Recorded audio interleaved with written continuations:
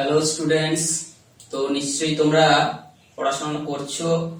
তো আমরা সপ্তম শ্রেণীতে বিজ্ঞানের যে একটা চ্যাপ্টার রয়েছে ভৌত পরিবেশ, তো সেটার আমরা প্রাথমিক আলোচনাটা শুরু করব।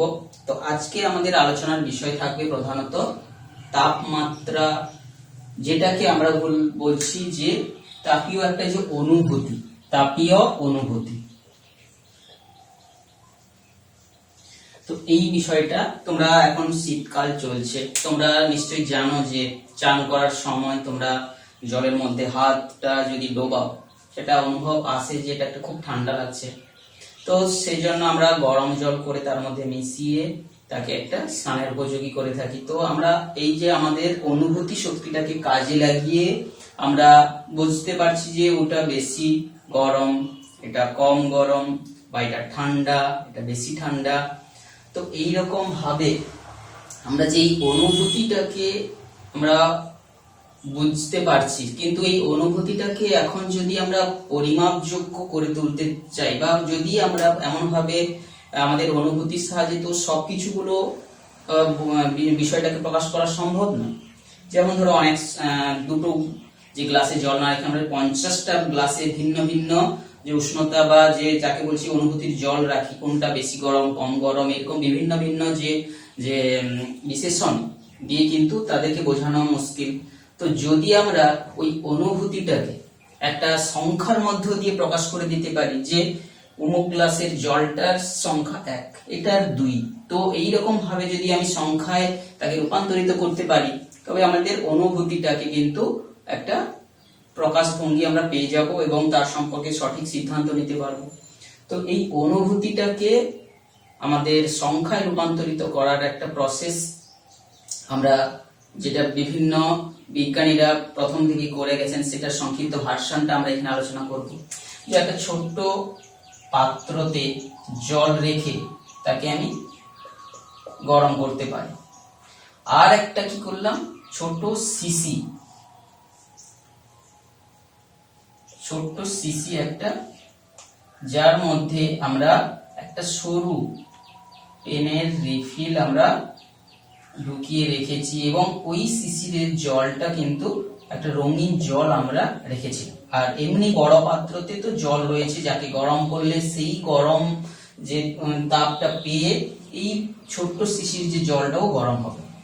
তো এখন আমরা যদি দেখি যে এই পাত্রের জলটা, যেটা হাত ডুবিয়ে আমরা খুব গরম বলে বলতে পারি, এটা এইরকম একটা শিশিরের মধ্যে রঙিন জল রেখে যদি আমি ডোবাই, দেখা যাচ্ছে যে এই রঙিন জলের যে স্তরটা কিছুটা উঠে গেল। তো এখন প্রশ্ন আসছে, একটা শিশি যার মধ্যে রঙিন জলটা ধরো সাপোজ রাখা আছে, এবং একটা যে আমরা সরু নল হিসাবে এখানে যদি পেনের যে শেষ হয়ে যাওয়া রিফিল গুলোকে আমরা ঢুকিয়ে রাখি, তো দেখবো যখন এটা বদ্ধ বায়ু নিরুদ্ধ ভাবে এটাকে লাগানো আছে, তুলো দিয়ে ভ্যাসলিন দিয়ে বন্ধ করা হয়েছে। তো এইখানের ভেতরে কিন্তু একটা বদ্ধ অবস্থায় বায়ু আছে বা গ্যাস রয়েছে। তো এক্ষেত্রে আমি যখন এটাকে উত্তপ্ত করছি, গরম করলে দেখা যাবে যে এই যে জলটা বা রঙিন জলটা যেটা এখানে আছে, সেই রঙিন জলটা এটার মধ্য দিয়েই উঠবে, কিন্তু এখানে বায়ুর চাপ থাকার জন্য, বদ্ধ চাপ থাকার জন্য ওই চাপকে কিন্তু কাটিয়ে উপরে তলটা ওঠা কিন্তু সম্ভব নয়, বরং এই যে নল দিয়েই কিন্তু জলটা বা রঙিন জলটা যেটা উঠতে থাকে। এটাই হচ্ছে নল দিয়ে উঠে যাওয়ার প্রধান কারণ। তো এক্ষেত্রে যাই হোক, আমরা এই যে সিস্টেমটা করলাম, তো এই যে গরম জলটা আমরা যেখানে হাত ডুবিয়ে আমরা বেশ গরম বলে অনুভব করছিলাম, বা যতক্ষণ তাপ দিচ্ছি তার গরমের ভাবটা আরোই বাড়ছে, কিন্তু অনুভূতিতে আমরা তো প্রকাশ করতে পারছি না। কিন্তু এখানে দেখতে পাচ্ছি এই নলের গায়ে যদি অংশাঙ্কন করা থাকতো, যে কখনো 1 পর্যন্ত উঠছে, 2 পর্যন্ত উঠছে, কখনো 50 পর্যন্ত ঘর পর্যন্ত উঠে যাচ্ছে। তো এই রকম ভাবে আমি একে সংখ্যায় চিহ্নিত করে দিলে এটা 50 পর্যন্ত গরম, এরকম আমরা বলতে পারি। তো এই অনুভূতির প্রকাশটাকে আমরা বলে থাকি তাপমাত্রা। তো এই তাপমাত্রা ধারণাটা কিন্তু অনেক পরে এসেছে। তাপগতিবিদ্যা নামক যে বিজ্ঞানের একটা শাখা সম্পর্কে তোমরা পরবর্তীতে পড়বে, যারা বিজ্ঞান নিয়ে পড়বে, সেখানে যাবে, যাকে থার্মোডাইনামিক্স বলে বলা হচ্ছে, সেখানেই এই তাপমাত্রার ধারণাটা প্রথম দেওয়া হয়েছে। তাপমাত্রা বিষয়টা কি, যেকে আমরা জিরোথ ল বলে থার্মোডাইনামিক্স এর আমরা বলে থাকি। সেই মানে সূত্রটা কি বলছে, ধরো একটা বস্তু এ আর একটা বস্তু বি, এই বস্তুকে গায়ের সংস্পর্শে আনলে, এই বস্তু আর বি বস্তু সংস্পর্শে আনলে দুজনের মধ্যে একটা বৈশিষ্ট্যের আদান প্রদান হয়ে গিয়ে তারা সমান তাপমাত্রাতে চলে আসে একটা। আবার আরো একটা ওই এ বস্তুটাকে যদি সি নামক একটা বস্তুর কাছেও নিয়ে আসি, তাহলে এই দুজনও আবার সাম্যাবস্থায় চলে আসে। এখন যদি দেখা যায় দুজনের সাম্যাবস্থায় চলে আসার পরে, তখন বলতে পারি যে সি আর বি দুজনে একই কন্ডিশনে পরিণত হয়েছে, অর্থাৎ দুজনের এই যে কন্ডিশনটা বৈশিষ্ট্যটা একই হয়েছে, একে আমরা তাপমাত্রা বলে উল্লেখ করে এখানে উল্লেখিত করা হয়েছে। তো এইভাবে থার্মোডাইনামিক্স এর যে জিরোথ লতে পরে তাপমাত্রা ধারণাটা এসেছে, তোমরা পরে জানবে। তো এখানে আমরা যেটা তাপমাত্রাকে আমরা জানার আগে যেটাকে আমরা প্রথমে অনুভূতি বলে বলছিলাম, সেটাই প্রকৃতপক্ষে তাপমাত্রা। সেই তাপমাত্রাটাকে আমরা অনুভূতিটাকে মাপ করছি এরকম একটা স্কেল দিয়ে। তো এই যে তাপমাত্রা পরিমাপকারী এইরকম টাইপের যন্ত্র, যেখানে আমরা এই তরলের একটা বিশেষ বৈশিষ্ট্যকে কাজে লাগিয়ে এটা করতে পেরেছি, তো এই যন্ত্রটাকে আমরা বলে থাকি তাপমাত্রা পরিমাপকারী যন্ত্রকে আমরা বলে থাকবো থার্মোমিটার। তো এখন এই থার্মোমিটার তৈরি করতে গেলে বা থার্মোমিটার আমরা যে যন্ত্রটা আমরা হিসাব তাপমাত্রা পরিমাপ করার জন্য ব্যবহার করব, তো সেখানে কি থাকবে, সেখানে আমরা বিভিন্ন পদার্থ ব্যবহার করব এবং সেই পদার্থগুলো তাপমাত্রার পরিবর্তন হলে নিশ্চয়ই তার সেই ধর্মগুলোর পরিবর্তন হয়, সেই ধর্মটাকে আমরা পর্যালোচনা করে তার তাপমাত্রা সম্পর্কে ধারণা পাচ্ছি। তাহলে যে যে ধর্মগুলো তাপমাত্রার সঙ্গে পরিবর্তিত হয় বিভিন্ন বস্তুর বা বিভিন্ন পদার্থের, সেইগুলোকে বলা হচ্ছে থার্মোমেট্রিক প্রপার্টি। যেমন কি যে কঠিন পদার্থেরও কিছু ধর্ম আছে যেগুলো তাপমাত্রার সঙ্গে সঙ্গে পরিবর্তিত হয়, তরলেরও কিছু রয়েছে, কিছু গ্যাসেরও আছে। তো সেই বৈশিষ্ট্যগুলোকে আমরা বলবো থার্মোমেট্রিক প্রপার্টি। তো এখানে আমরা ব্যবহার করেছি তরল, রঙিন জল যেটাকে বলছি। তাহলে তরলের কোন বৈশিষ্ট্যটাকে এখানে আমরা থার্মোমেট্রিক প্রপার্টি বলে বলছি না, উষ্ণতার সঙ্গে যে আয়তনের পরিবর্তন,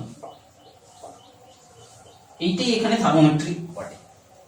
তো এই তরল হিসাবে ব্যবহার করে আমরা জল ব্যবহার করতে পারি, যে কোনো তরল পদার্থ। দেখা গেছে যে তরল হিসাবে আমরা যদি জলের পরিবর্তে পারদ ব্যবহার করি, পারদ ব্যবহার করলে কিন্তু এর যে ফাংশনটা আরো সঠিক হবে, সূক্ষ্ম হবে।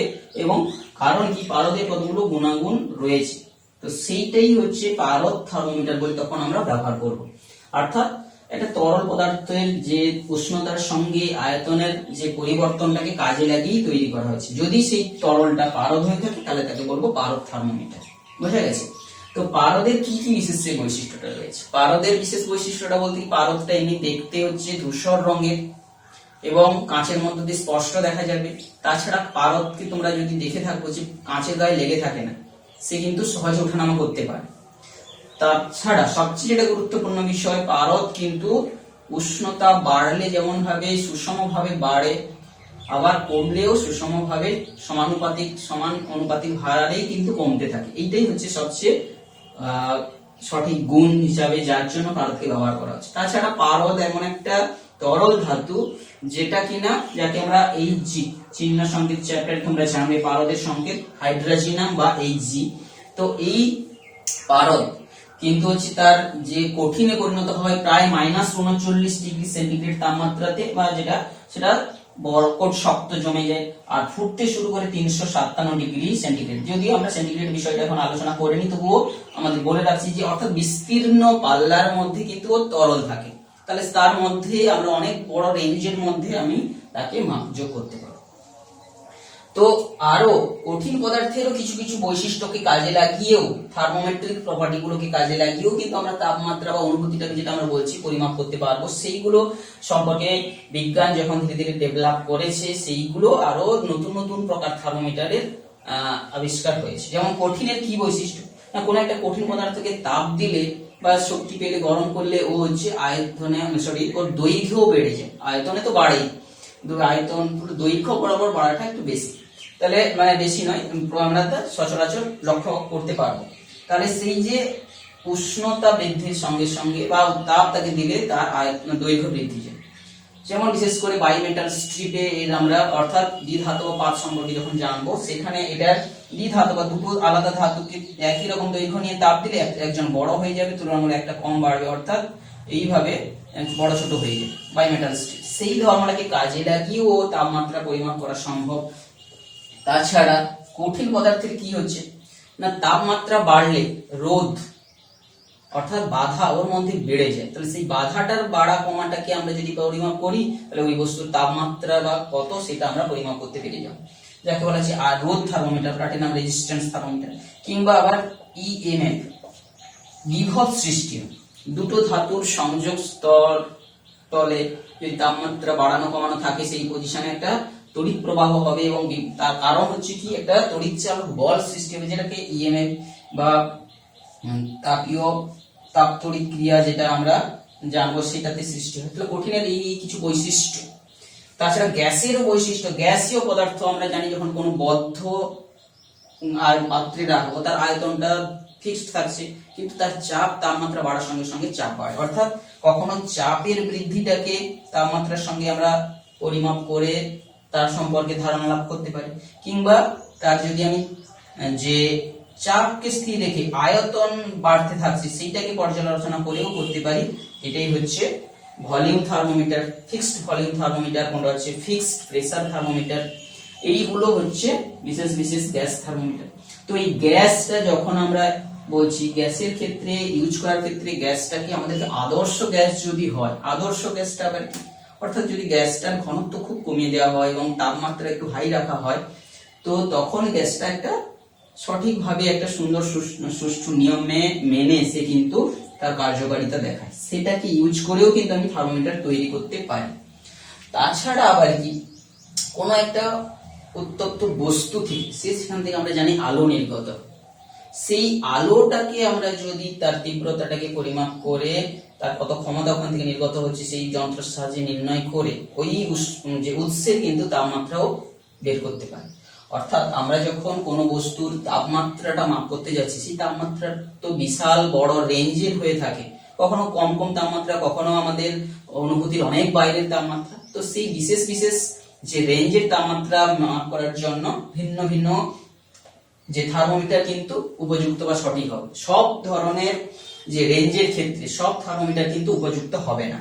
তো যেটা হচ্ছে ওই ক্ষমতাটাকে আলো যেটা নির্গত হচ্ছে তার যে তীব্রতা বা ক্ষমতা এই সমস্ত গুলো পরিমাপ করে যেটা তার সেটা সেই থার্মোমিটারটা হচ্ছে পাইরোমিটার নাম হচ্ছে, অর্থাৎ বিকিরিত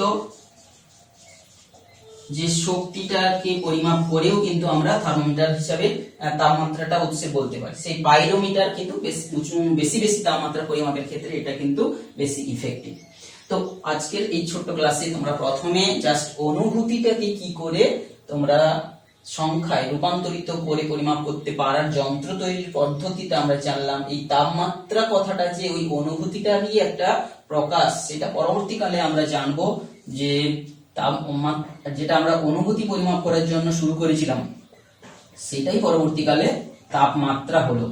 এই তাপমাত্রা নামটা কিন্তু পরবর্তীতে অনেক পরে এসেছে এবং তা কি তাপগতিবিদ্যার সূত্র থেকে এসেছে, এবং এই তাপমাত্রা পরিমাপ করার যন্ত্র তৈরি করতে শুরু করতে গিয়ে আমরা আরো ভ্যারাইটি তাপমাত্রার মাপক যন্ত্র সম্পর্কে তোমরা ভিন্ন ভিন্ন সময় পড়বে, সেগুলো সম্পর্কে ধীরে ধীরে তোমরা জানবে।